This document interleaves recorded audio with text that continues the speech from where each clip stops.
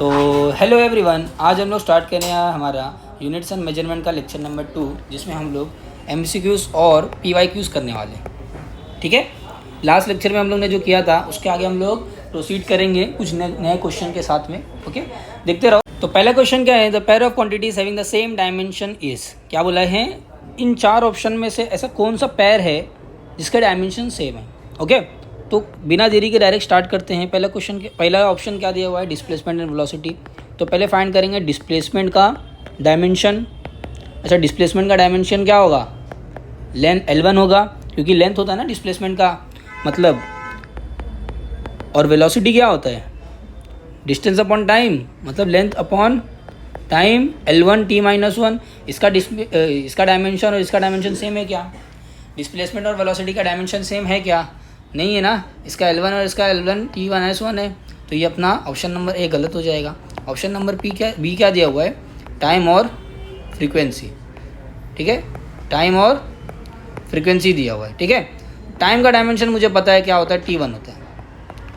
Frequency देखते हैं, frequency का डायमेंशन क्या होगा, उसका फॉर्मूला पहले पता होना चाहिए हमें। 1 टाइम होता है, तो इसका डायमेंशन क्या होगा, t-1। यहाँ से मैं बोल दूंगा इसका भी डायमेंशन इनकरेक्ट है। ठीक है, डायमेंशन क्या है इसका, इनकरेक्ट है। नेक्स्ट देखते हैं wavelength and focal length. Wavelength, focal length. अच्छा, वेवलेंथ क्या है, कोई लेंथ है, बरोबर। लेंथ का क्या है, L1। फोकल लेंथ क्या है, फोकल लेंथ भी कोई लेंथ है, इसका भी क्या आएगा, L1। तो यहाँ से हमको क्या पता चलेगा, ऑप्शन नंबर सी क्या है, ऑप्शन नंबर सी करेक्ट है। ठीक है, तो ऑप्शन नंबर ए, बी, सी और डी में ऑप्शन नंबर सी करेक्ट है। देखो डी ऑप्शन क्या दिखा हमें, फोर्स एंड एक्सेलरेशन। ये तो देख के ही पता चल रहा है कि गलत है। कैसे पता, देखो फोर्स क्या होता है, L1 m1 t-1, L1 m1 t-2।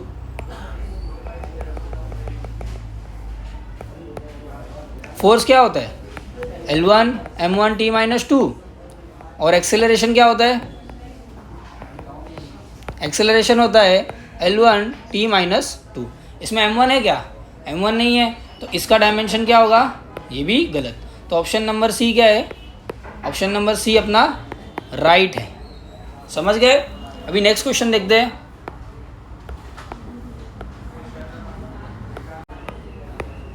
Next question क्या दिया हुआ है, the number of significant figures in number 0.0028 is. हमें फाइंड करना है 0.0028 में कितने सिग्निफिकेंट नंबर्स है। ओके, कितने सिग्निफिकेंट फिगर्स है हमको फाइंड करने का है। समझ गए, बहुत सिंपल है। यहाँ पे अपना 28 दिख रहा है तुमको, 28 दिख रहा है तुमको, ये अपना क्या है, सिग्निफिकेंट फिगर है। इसके लेफ्ट हैंड साइड में जितना भी जीरो है वो नेग्लेक्ट हो जाएगा। तो यहाँ पर कितना सिग्निफिकेंट फिगर्स है, सिर्फ 2। समझ गए, इजी था। नेक्स्ट क्वेश्चन करते हैं। देखो नेक्स्ट क्वेश्चन क्या दिया हो, which of the following quantity has the dimension formula L2 m1 t-3। L2 m1 t-3 किसका डायमेंशन इन चारों में से L2 m1 t-3 है, ये हमें फाइंड करना है। ओके, तो स्टार्ट करेंगे। सबसे पहले अपने को दिया है वर्क। ओके, बिना देरी के डायरेक्ट वर्क का हम लोग डायमेंशन फाइंड करते हैं। वर्क क्या होता है भाई, वर्क होता है फोर्स इंटू डिस्प्लेसमेंट, बरोबर। इसके पहले वाले क्लास में तुम पढ़ के आ चुके हो। वर्क क्या होता है, फोर्स इंटू डिस्प्लेसमेंट। फोर्स का डायमेंशन हमको पता है क्या होता है, L1 m1 t-2, बरोबर। और डिस्प्लेसमेंट क्या होता है, L1 होता है। तो वर्क का क्या कह सकता हूँ मैं, वर्क क्या होगा, L2 m1 t-2। समझ गए, कोई डाउट? देखोगे इससे अपना मैच कर रहा है क्या, मैच नहीं कर रहा है, क्योंकि यहाँ पे t-2 है और गिवन हमको t-3 दिया हुआ था। तो ऑप्शन नंबर ए अपना इनकरेक्ट है। ऑप्शन नंबर बी देखते हैं। ऑप्शन नंबर बी क्या है, पावर। अच्छा, पावर है, पावर का फॉर्मूला जानते हो, नहीं जानते हो, देख लो क्या होता है।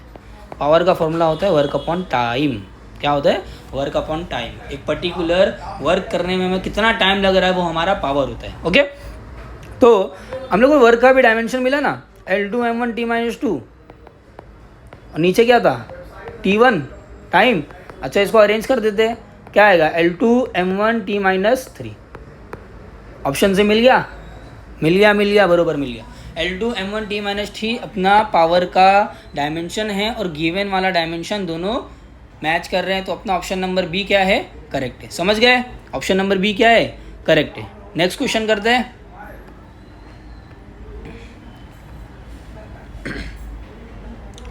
नेक्स्ट क्वेश्चन हमको क्या फाइंड करना है, the dimension of universal gravitational constant is, क्या बोला, यूनिवर्सल ग्रेविटेशन कांस्टेंट का डायमेंशन फाइंड कर रहे हैं हमें। समझ गए, यूनिवर्सल ग्रेविटेशन कांस्टेंट पता होगा तुम्हें, ये क्या है भाई, force is equals to G m1 m2 upon r square. ये फॉर्मूला देखा है तुमने, बरोबर। इस फॉर्मूला में जो जी दिख रहा था तुम्हें, जी दिख रहा था ना, ये जो जी, यही अपना यूनिवर्सल ग्रेविटेशन कांस्टेंट।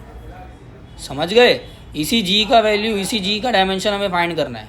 थोड़ा मैंने उसको कलर कर दिया। अब देखो, इसको फाइंड करने के लिए क्या करेंगे, पहले जी को सेपरेट कर लेते हैं, जी को अलग कर लेते हैं, तो क्या होगा, F R square upon m1 m2 हो जाएगा, बरोबर। क्या होगा, F into r square upon m1 m2, बरोबर। अब डायरेक्ट क्या करेंगे, इसका डायमेंशन फाइंड करते हैं। देखो बिना देरी के, फोर्स का डायमेंशन क्या होता है, L1 m1 t minus 2, okay. मास का डायमेंशन क्या होता है, m1, और r का डायमेंशन क्या होता है, L1। समझ गए, अब कुछ नहीं करेंगे, डायरेक्ट इसको सब्स्टिट्यूट कर देंगे।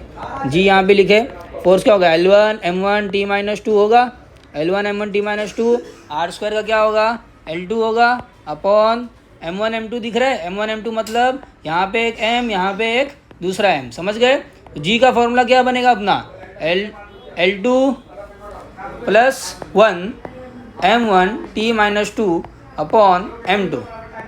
समझ गए। अच्छा, L2 प्लस 1 कहाँ से आया, क्योंकि सर इधर मल्टीप्लिकेशन में था, LL क्या था इधर पे मल्टीप्लिकेशन, तो मैंने उसको ऐड कर दिया। अब देखो ये m क्या है, m क्या है, डिवीजन में ना, तो इसको मैं क्या कर सकता हूँ, सब्ट्रैक्ट कर सकता हूँ। L3 m1 minus 2 t minus 2, तो जी क्या मिलेगा मुझे, L3 m minus 1 t minus 2। समझ गए, ये हमारा डायमेंशन है यूनिवर्सल ग्रेविटेशनल कांस्टेंट का। समझ गए। अब ऑप्शन में मैच करके देखते हैं, L3 m minus 1 t minus 2, पहला वाला ऑप्शन दिख रहा है तुम्हें, m minus 1 L3 t minus 2 match कर रहा है, तो यही अपना क्या है, ऑप्शन नंबर ए करेक्ट है। समझ गए, इसको भी कॉपी कर लो।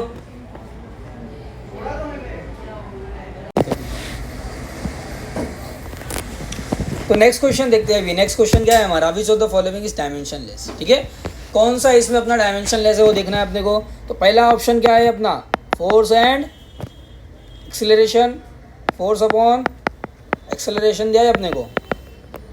समझ गए कि नहीं समझे, ठीक है। फोर्स का डायमेंशन मुझे पता है, L1 m1 t माइनस, तो एक्सेलरेशन का डायमेंशन क्या है भाई, L1 t माइनस 2। अच्छा, यहाँ से L1 घूमे घूमे t माइनस 2 भी चले जाएगा, बचेगा क्या, सिर्फ m1 बचेगा। तो ये डायमेंशन लेस है क्या, वेलोसिटी और एक्सेलरेशन का। ओके, वेलोसिटी अपना क्या होता है, बोलो भाई, वेलोसिटी क्या होता है, L1 t माइनस 1 बरोबर, एक्सेलरेशन क्या होता है, L1 t माइनस 2 होता है, बरोबर।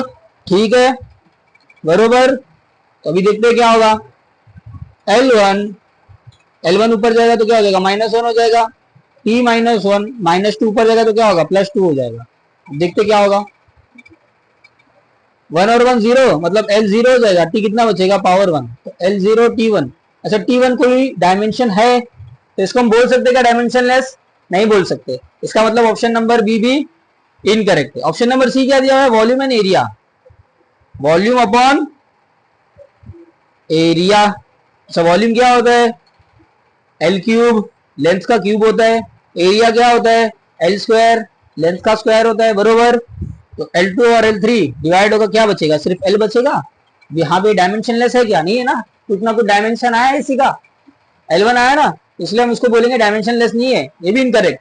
ऑप्शन नंबर डी क्या है, ऑप्शन नंबर डी अपना है energy upon work, energy upon work. ठीक है, एनर्जी का डायमेंशन क्या होता है, L2 m1 t माइनस 2 बरोबर, और वर्क का भी हम लोग ने फाइंड किया था, वर्क का डायमेंशन क्या था, L2 m1 t माइनस 2 बरोबर। अच्छा, दोनों का डायमेंशन क्या है, सेम है, डायमेंशन सेम हो जाएगा तो क्या हो जाएगा, ये डायमेंशन लेस। हम लोग बोल सकते हैं ऑप्शन नंबर डी क्या है अपना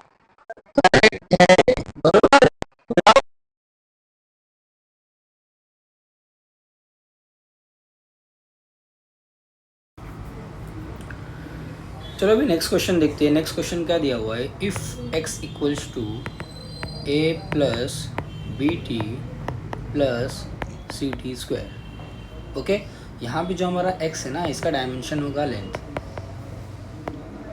क्या होगा डायमेंशन? लेंथ का डायमेंशन होगा. क्यों? क्योंकि x अपना किसमें मीटर में है और t क्या है अपना टाइम है. t has a dimension of time. Great, समझ गया. हमको फाइंड करना है what is the unit of c. इस इक्वेशन में जो c दिख रहा है तुमको, ये c, इसका हमें क्या फाइंड करने का है? डायमेंशन. बहुत इजी क्वेश्चन है. देखो कुछ नहीं करना है. सबसे पहले हमको पता है कि लेफ्ट हैंड साइड का जो भी डायमेंशन होगा राइट हैंड साइड के हर इंडिविजुअल टर्म्स का डायमेंशन से सेम होगा. ठीक है, तो हम लोग कह सकते हैं अगर लेफ्ट हैंड साइड का डायमेंशन लेंथ का है तो राइट हैंड साइड में जो सी टी स्क्वायर है इसका भी डायमेंशन लेंथ के डायमेंशन से बराबर ही होगा. ओके, तो लेंथ का डायमेंशन हम इधर पे रखते हैं एल. सी टाइम का डायमेंशन क्या होगा? T square. ओके, तो यहाँ से हम लोग लिख सकते हैं L upon T square is equal to C. हमें फाइंड करना है मीटर और सेकेंड्स के टर्म में, तो हम सीधा क्या करेंगे, लेंथ को हम लोग कन्वर्ट कर देंगे मीटर में. एल क्या होगा? मीटर अपॉन टाइम क्या होता है? सेकंड का स्क्वायर. तो सी हमको क्या मिल गया? Metre per second square. Metre per second square कौन सा ऑप्शन में है? Option number b. Option number b. समझ गए? इजी क्वेश्चन था. ठीक है, कॉपी कर लो उसको.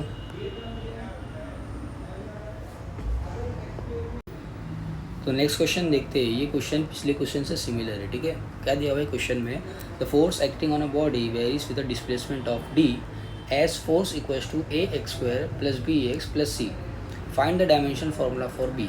ओके, हमें क्या बोला है? कोई फोर्स एक्ट हो रहा है किसी बॉडी पे और वो क्या हो रहा है? डिस्प्लेस हो रहा है. कितना डिस्प्लेस हो रहा है? डी से डिस्प्लेसमेंट हो रहा है. ओके, हमें फाइंड करना है जो F equals to A x square plus B x plus C है, इसमें हमको dimension formula for B find करना है, जहाँ पर ए बी सी क्या है? हमारे कांस्टेंट है. ठीक है, इजी है.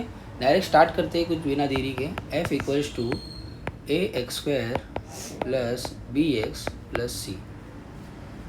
अभी के लिए हमें क्या फाइंड करना है? बी फाइंड करना है ना, तो बाकी के टर्म को हम लोग निगलेक्ट कर देंगे. अभी फ़िलहाल फोकस करते हैं बी वाले टर्म पे.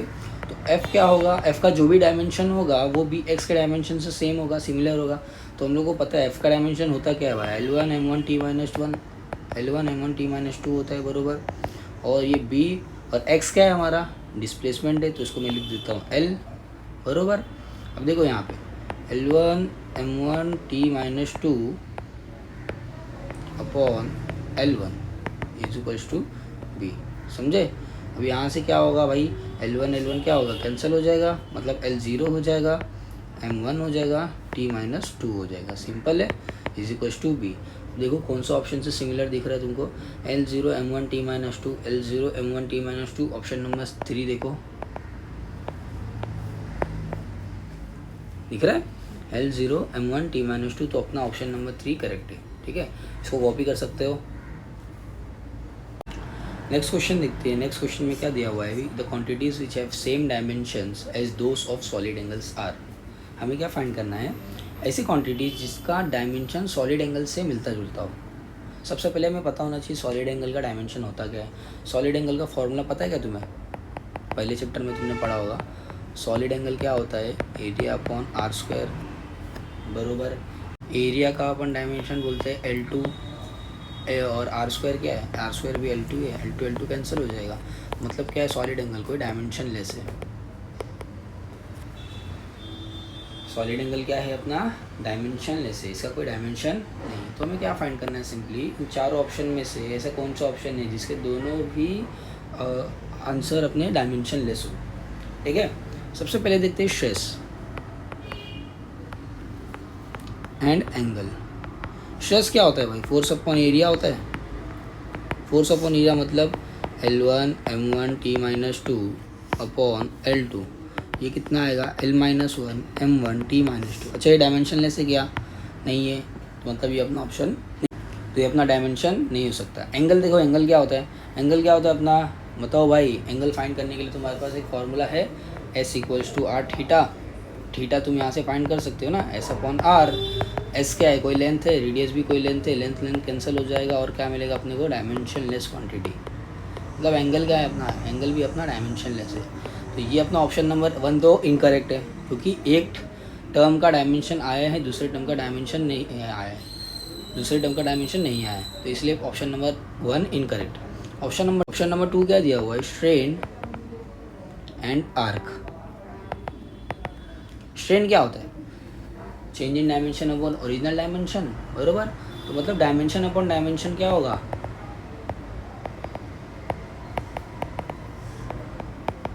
कैंसिल हो जाएगा ना। ये क्या मिलेगा, हमेशा क्या मिलेगा अपने को, डायमेंशन लेस मिलेगा। ओके। आर्क क्या होता है, S equals to R theta, हम लोग देखे थे। आर क्या होता है, मेरा लेंथ होता है, ठीक है। अब ये डायमेंशन मिल गया मुझे ना, आर्क का कुछ ना कुछ डायमेंशन है, लेंथ है, तो इसलिए ये इसका आंसर, ये आंसर अपना नहीं हो सकता। नेक्स्ट क्या है, एंगुलर स्पीड।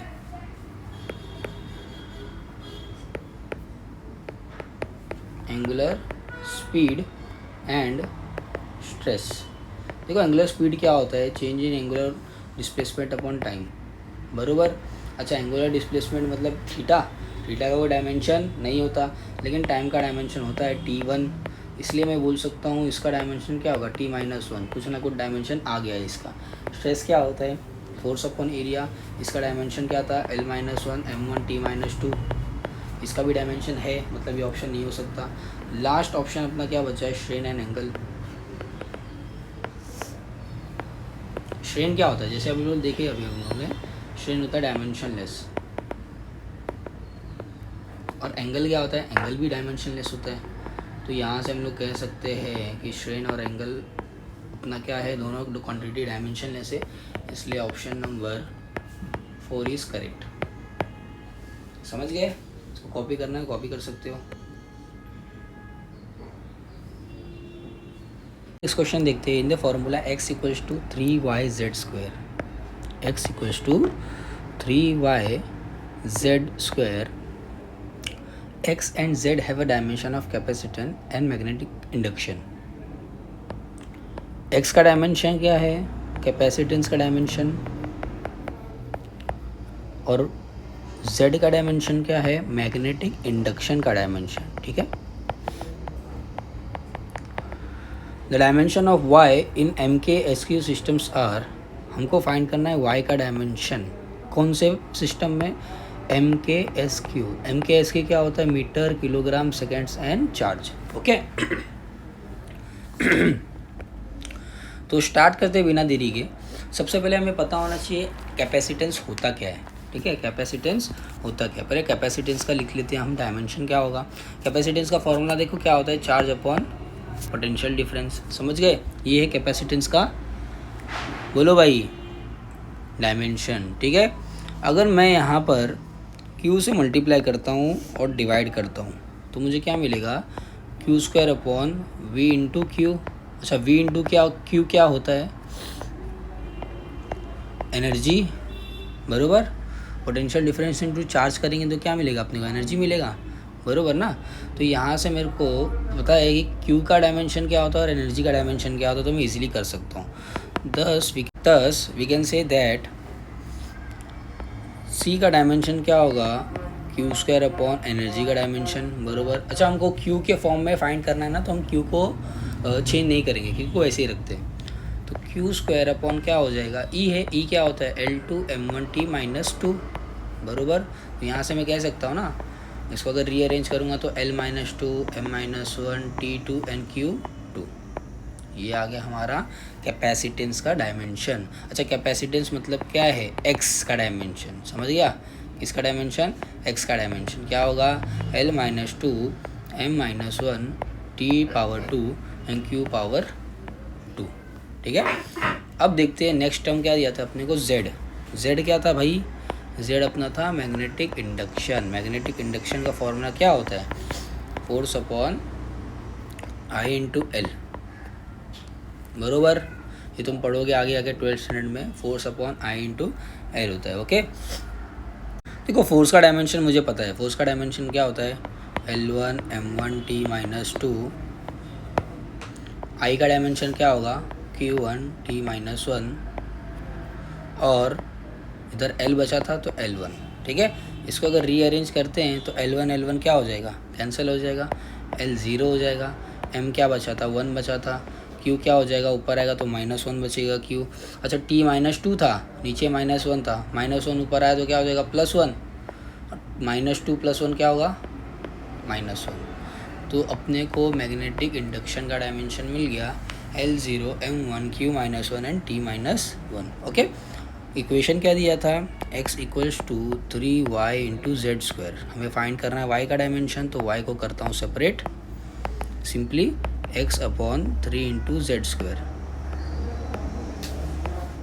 अच्छा 3 कांस्टेंट है ना, तो उसको नेगलेक्ट कर देते हैं, उसको अपन कंसीडर नहीं करेंगे तो भी चलेगा। x का डायमेंशन मुझे पता है, अभी हम लोग ने फाइंड किया L -2, M -1, T⁻2 and Q⁻2 simply.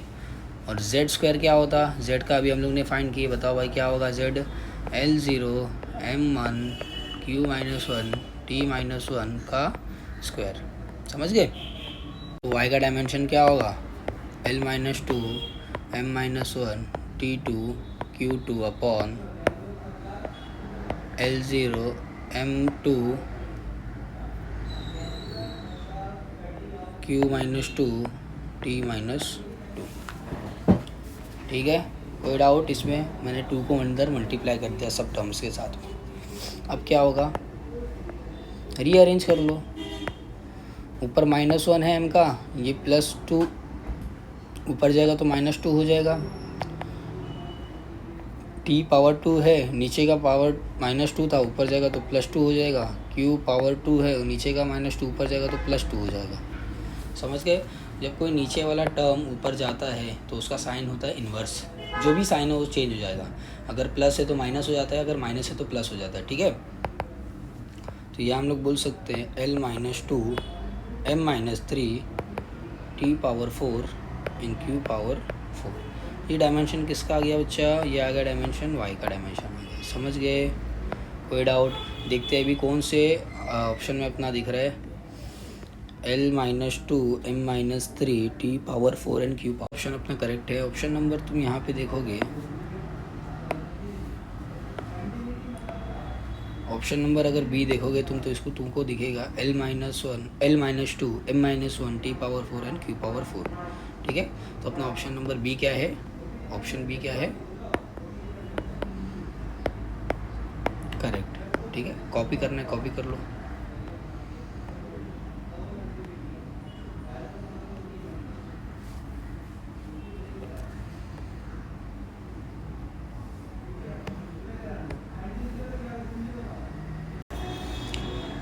A quantity x is given by epsilon naught L V upon T, where epsilon naught is the permittivity of free space, L is the length, V is the potential difference at a time t interval. The dimension formula for x is the same as that of। हमको find करना है जो equation दिया ये अपना यहाँ पर epsilon naught L V upon T, actually यहाँ पे delta V upon delta T आना चाहिए था, वहाँ पे शायद टाइपिंग मिस्टेक हुआ रहेगा। तो epsilon not L delta V upon delta T ये इक्वेशन है अपना। इसके अंदर हमारा क्या है, एप्सिलॉन नॉट क्या परमिटिविटी ऑफ फ्री स्पेस है, ठीक है। L अपना क्या लेंथ है, डेल्टा V क्या अपना पोटेंशियल डिफरेंस, और डेल्टा T क्या अपना टाइम, समझ गए।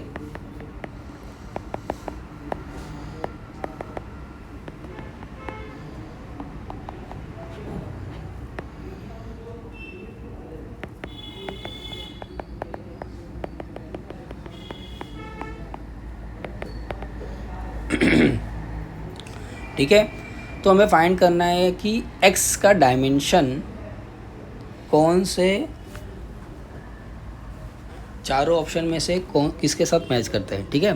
ज़्यादा कुछ नहीं करेंगे, पहले हम लोग ने ऑलरेडी देख चुका है। एप्सिलॉन नॉट का डायमेंशन हम लोग पिछले वीडियो में फाइंड किए थे, याद होगा तुम्हें, L -3, M -1, T⁻4, A⁻2, याद है।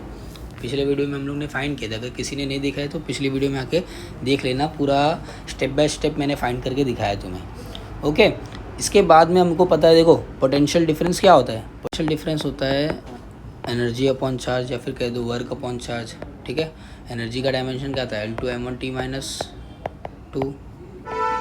चार्ज क्या होता है, चार्ज क्या होता है भाई, A1 × T1, याद है तुम्हें, A1 इंटू T1। तो यहाँ से हम लोग फाइंड कर सकते हो पोटेंशियल डिफरेंस का। पोटेंशियल डिफरेंस क्या होगा, L2M1 A-1 T-3। ठीक है, कोई डाउट, L2M1 A-1 और T-3। ठीक है, आगे देखते हैं अभी हम लोग क्या करेंगे। एप्सिलॉन नॉट मिल गया, पोटेंशियल डिफरेंस मिल गया, लेंथ मुझे पता है, डेल्टा टी पता है। अब डायरेक्ट इक्वेशन रखते हैं। इक्वेशन क्या था अपना, epsilon naught L delta we upon delta T. ठीक है, देखो एप्सिलॉन नॉट का तो मुझे पता है, डायमेंशन क्या है भाई, L-3 M-1 T⁴ A2। समझ गए। L का डायमेंशन क्या होगा, लेंथ होगा सिर्फ एक, बराबर। V का डायमेंशन क्या होगा, L2M1 A-1 T-3। ओके, अब डिवाइड बाय क्या है, टाइम, मतलब T⁴1। समझ गए, इतनी चीज़ हमको मिल गए हैं। अब कुछ नहीं करेंगे, इसको थोड़ा रीअरेंज करते हैं, देखते हैं क्या मिलेगा अपने। L को पहले करते हैं। L क्या था, -3, बाजू में क्या है +1, उसके बाजू में क्या है +2। समझ गए। फिर M देखते हैं, M क्या है -1, उसके बाजू में M क्या है +1। ठीक है, T देखते हैं, T क्या पावर 4 है, यहाँ पे क्या है पावर -3। अच्छा, नीचे भी T है, नीचे वाला T ऊपर आएगा, डिनोमिनेटर वाला T ऊपर आएगा, तो क्या होगा, माइनस हो जाएगा, -1। अब इधर क्या बचा, A बचा। A क्या है 2, यहाँ पे क्या है -1। समझ गए। अब इसको सॉल्व करते हैं, तो देखो ये L क्या बचेगा, 3 + 1 -3 + 1 is -2, -2 + 2 is 0, M-1 + 1 is 0, T+4 N-4 is 0। A क्या बचा अपना 1। देखोगे यहाँ पे तो A अपना क्या है, इलेक्ट्रिक करंट का है, बरोबर, इलेक्ट्रिक करंट का डायमेंशन है। तो हम लोग कह सकते हैं कि ये पूरा इक्वेशन जो है वो करंट के डायमेंशन से मैच कर रहा है। देखते हैं ऑप्शन में क्या दिखा हुआ है। ऑप्शन में रेजिस्टेंस दिया है, वोल्टेज दिया है, चार्ज एंड करंट दिया है। तो option D is correct. Simple है, इसको कॉपी करना है, कॉपी कर सकते हो।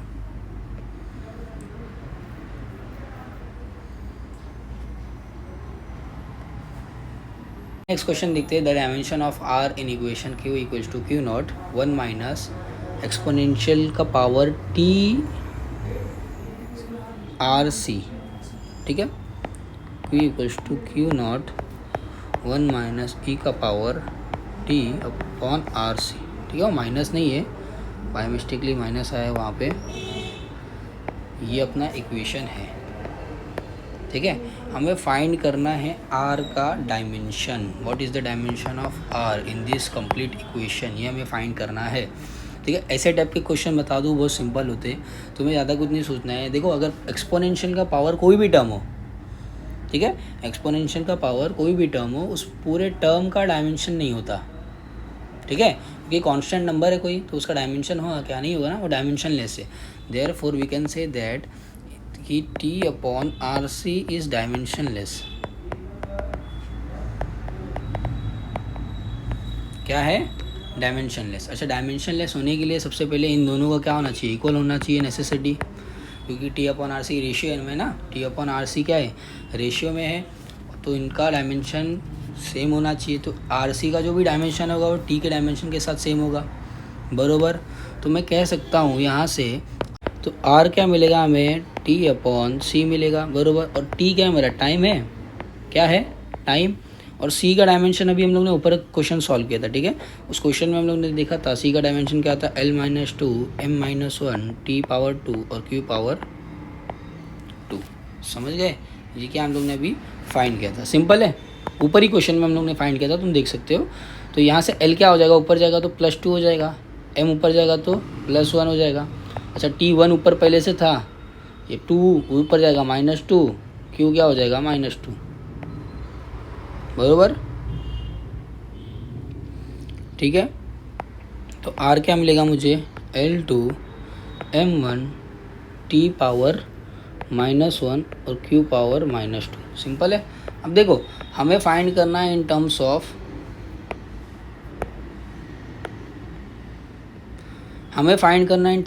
A and T। क्या फाइंड करना है, in terms of A and T। तो कुछ नहीं करेंगे, ज़्यादा कुछ दिमाग नहीं लगाएंगे, डायरेक्ट Q को कन्वर्ट कर लेंगे A और T के फॉर्म में। समझ गए। क्यों क्या था हमारा, a इंटू टी होता है ना, a इंटू टी होता है, -2 है तो a -2 और t भी -2, सिंपल है। r क्या होगा हमारा, L2 m1 -1 और -2 कितना होता है, -3 a -2, सिंपल है।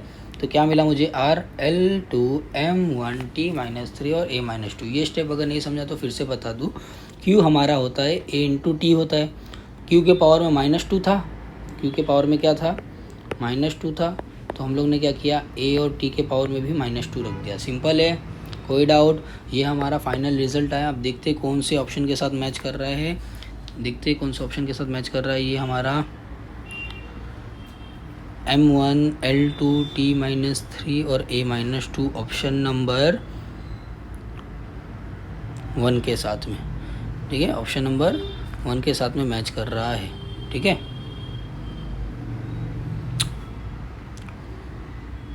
m1 L2 t -3 and a -2।